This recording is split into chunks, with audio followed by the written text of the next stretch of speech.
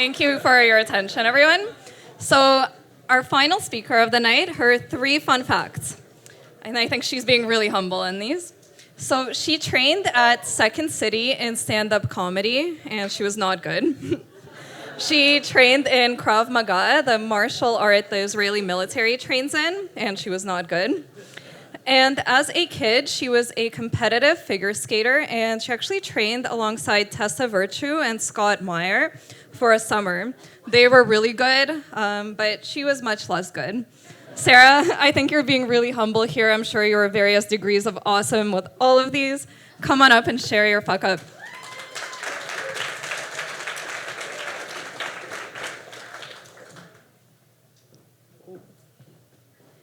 Thank you. So I'm not going to tell you about a small, quaint, cute little work fuck up. I got lots of those. I'm going to tell you a little bit bigger of a fuck up. This is actually the story about how I really fucked up my life. And I know what you're thinking. The girl in that photo looks like she's already fucked up her life. Like, she is dressed like a 70-year-old librarian at 12 years old. And is that just one eyebrow?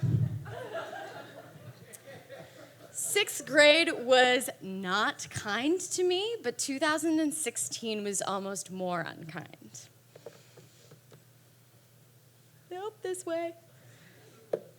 So I've worked my entire career in early stage startups. I feel like probably a lot of us in this room work in tech. And I bought in hard to hustle culture. I was Gary Vaynerchucking my life. I was part of the 5 a.m. club.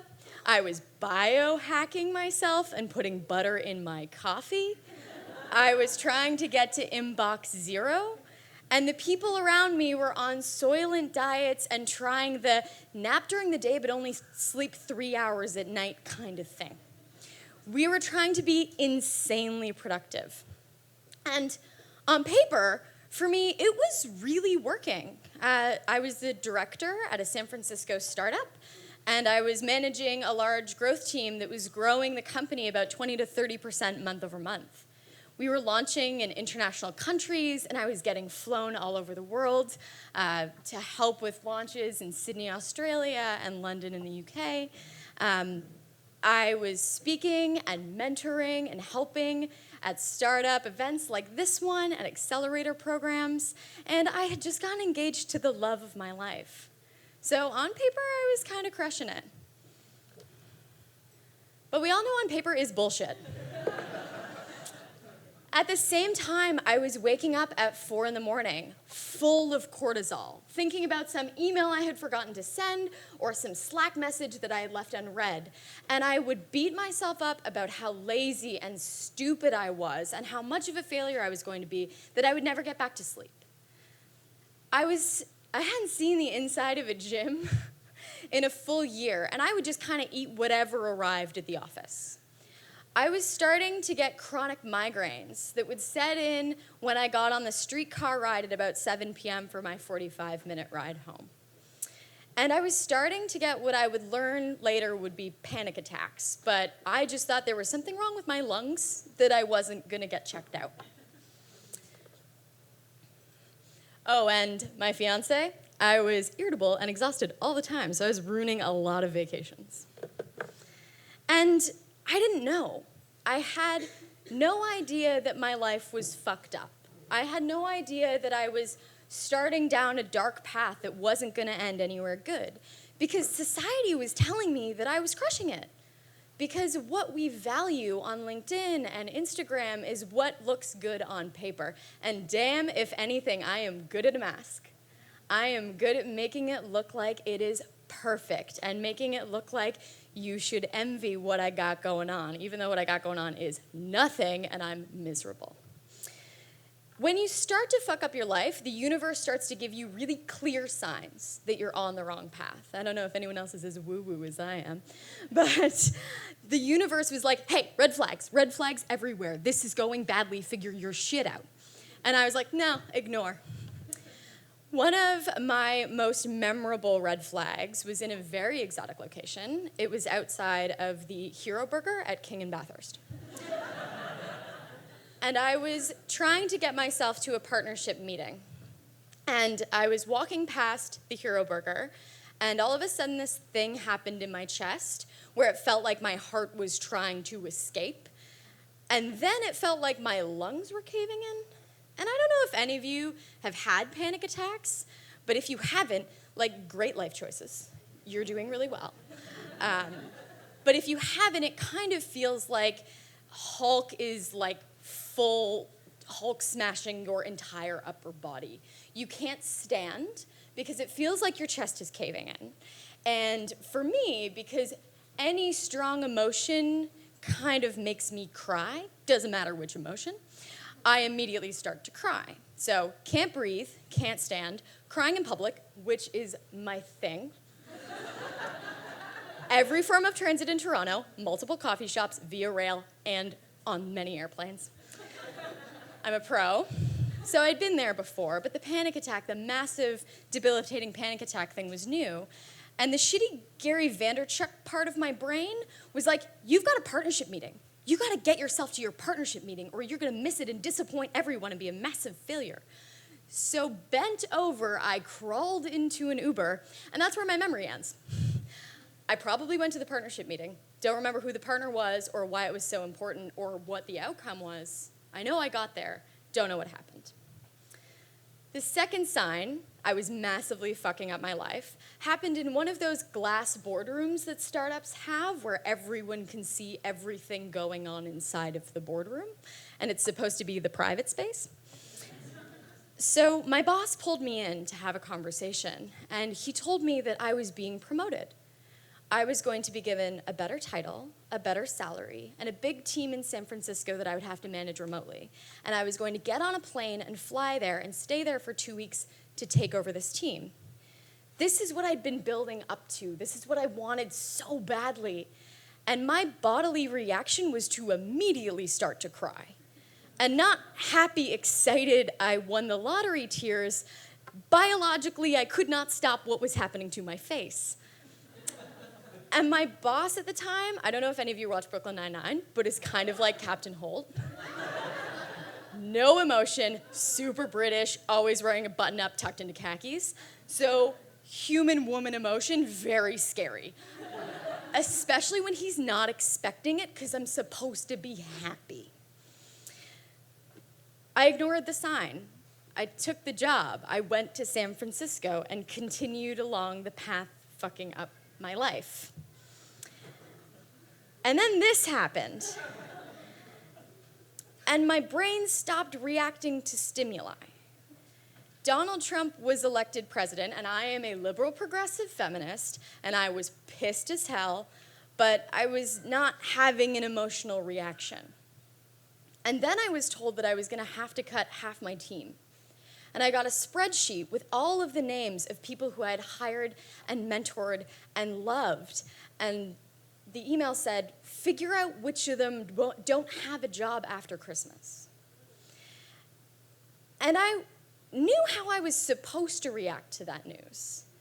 And I knew how my empath blue personality would normally react to that news, but nothing happened. I was knocking on the door of my empathy and nobody was home. And that's when I knew that there was something seriously wrong, that I needed to talk to somebody about it. And I went to see a doctor, and they told me I had to quit my job. They said, you let it get to a point that is not okay, girl, and you're gonna end up hospitalized. You quit your job now. And that's the day I decided to quit my job. Burnout takes form in a whole bunch of different ways, and if you don't know what's happening to you, it's easy to ignore the signs and continue Gary Vander fucking up your life. The first one is exhaustion, and I'm not talking about I'm tired exhaustion. I'm talking about a deep weariness that makes you unable to do human adult tasks. The next part is rage. You are mad all the time at everything and everyone. Anything that happens at work makes you furious, and you are hard to be around. And people who used to be these lovely type A, ambitious star employees become unlikable real fast, and they ruin vacations. The next part, and it's the scariest, is nothing. Some clinicians call this apathy. I call it occupational depression. It's really hard to get out of bed at this point. And once you've gotten to that point, you're on your way to a full-blown burnout. And burnout takes about 6 months to set in and about 2 years to heal. So if you're feeling any one of those, that is a red flag. You are about to fuck up your life. Please, please take it seriously. The hardest part for me wasn't figuring out what I was supposed to do. The doctor was very clear with her instructions. What was really hard for me is that I am a type A ambitious overachiever and always have been. I need gold stars to fuel my life. And if you give me one, I will be happy for about 30 seconds, and then I need another hit. I need more achievement. I need more titles and salary. I need you to think I'm great because I'm a desperate people pleaser. Getting off the ladder when all you know how to do is climb is terrifying because you're just kind of like, what do I do with my hands? And also, where does my self-worth originate from? Because if you peg your self-worth on your titles and on your salary and on your achievements, when that gets taken away, you have nothing left. It's a complete ego death, and you have to rebuild yourself from the ground up. And believe me, what I learned is your worth is not defined by your output.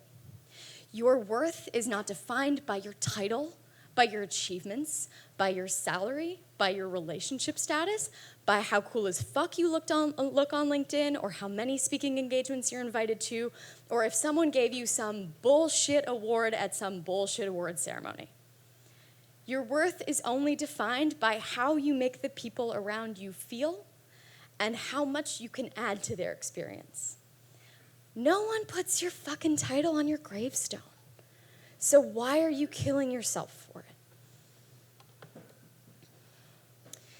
If I can give you permission to do one thing today, and you don't need my permission, I'm a total stranger. But I think when I was sitting watching talks like this, I needed permission. You have permission to slow down. You do not need it all right now. You are on the path, and you will get there. You do not need it all right now. No one will put your job title on your gravestone. Please slow down. Thank you.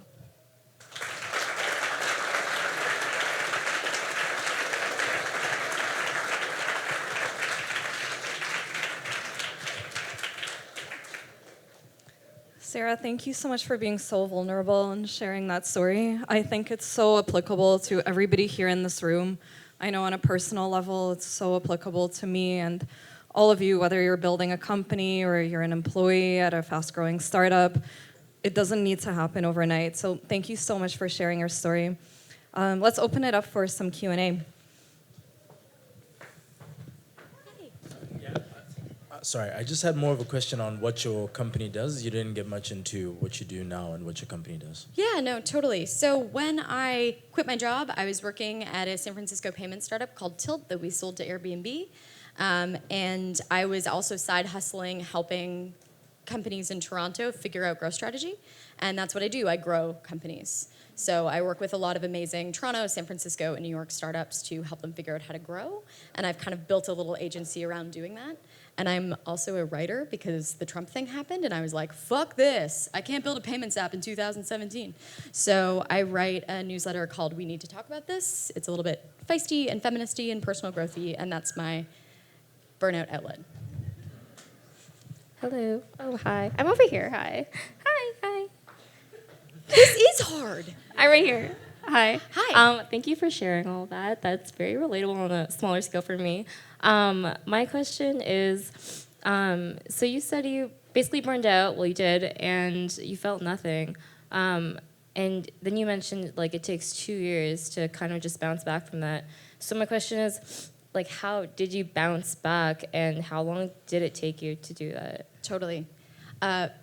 First quick thing, super gonna acknowledge my privilege here, because I did have resources that did help me because of all of the hustle that happened beforehand.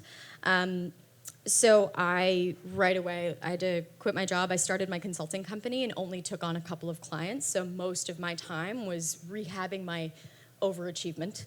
I got a therapist. I started working with a coach, and I got my ass to yoga classes, into the gym. I got headspace and started meditating, and started kind of rebuilding my sense of self, which before had been tied to those achievements and kind of the approval of other people.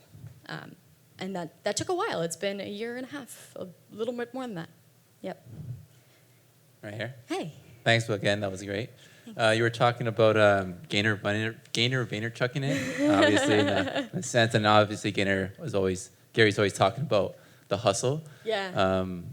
There's a kind of like a porn aspect of the hustle, and that's like always out there. What would you recommend as an alternative to kind of like content to follow that kind of embraces, still working hard but having a balance? Content to follow. It's hard. I read a really great book called Chasing Calm, which I highly recommend, from another rehabbed overachiever. I write a little bit on that subject, and I think just nothing in extremes. Like if nothing good happens at 5 a.m. Like if Gary Vaynerchuk's telling you to wake up at 5 a.m., tell him to fuck off. It's dark and cold. Just no extreme biohacking, no extreme productivity hacking. If you don't feel good, check in with your body. If your body doesn't feel good, if you're getting really bad headaches all the time, your body is sending you signals that you're doing something unsustainable. And it doesn't just fix itself. You have to take steps. And it doesn't mean you have to go extreme and quit your job. I ignored all of the massive red flags first and got myself into a terrible situation. You can do it and still keep your job, but you need to take care of your body and your mind first. Career second.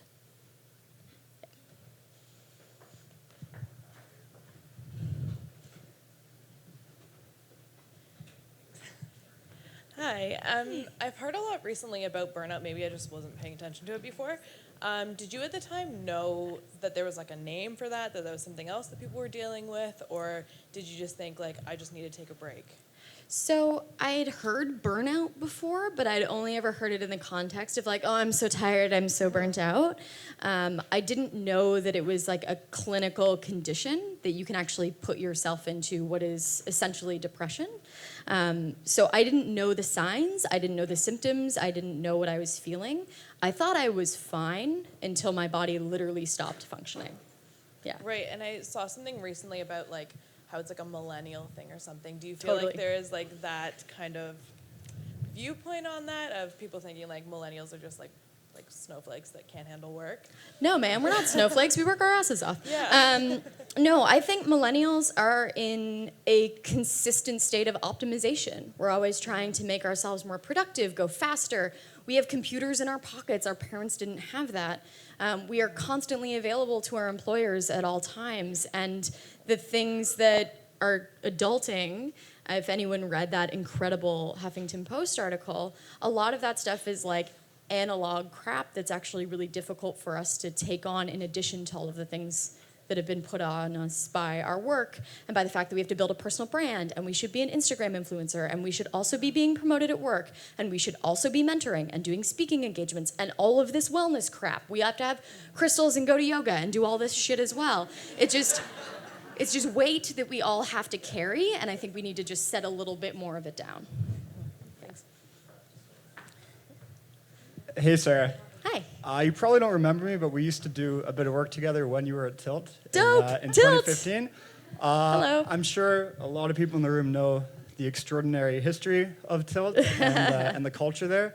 I don't know if you're willing to talk about it, but I'd love to hear some of the red flags and the warning signs that you saw at Tilt while you were there, and what led to their sort of Totally. downfall, Yeah. So, as you put it.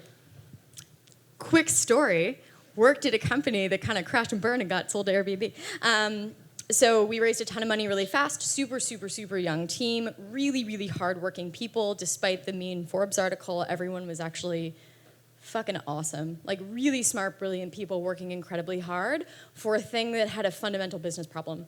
It was not monetized properly, and the investors, we were invested in by Andreessen Horowitz down in San Francisco, and they said, grow, your only mandate is to grow. Because that was the kind of the Facebook, Pinterest era where the only mandate is to grow. And so we put together an incredibly smart, effective growth team and grew the shit out of it, which made it very expensive because it wasn't well monetized. And then investors kind of started to shift and change. The market, the economy started to change, and they said, no, we don't want growth anymore. We want revenue. And we had not built a business for revenue because we were told to build a business for growth. The international team also operated very differently than the local US team, and I only kind of took over part of that team right before the acquisition. Also, that was the promotion where I started crying. Yeah. I don't know if I'm supposed to be answering more questions or not. We'll end it off with that one. Cool. Hey.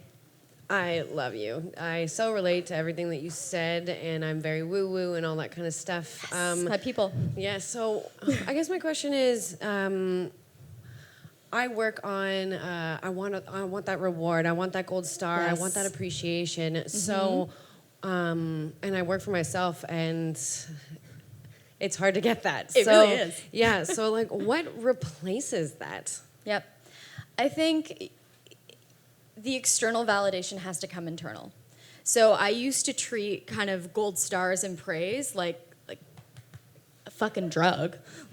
And I would get it, and 15 minutes later I'd be like, okay, that's great, I want the next thing. And I think you have to turn that inwards. You have to find out not externally what makes you feel good, not externally who can provide it for you, but how do you provide it for yourself? And how do you change? I used to have personal OKRs. I was such a tech person, still am. And my personal OKRs used to revolve around personal revenue, how much money I was making, side hustle plus business, and titles, number of speaking engagements, like basically how am I building my personal brand. Those OKRs now are like, how many deep belly laughs at 2 a.m. did I have with my girlfriends? How many projects did I work on that lit me up? And just like how many people did I get to interact with who changed me or I was able to change them? And when you start to measure yourself on different things replace those gold stars. Yep. Thank you so much. Thank you so much, Sarah.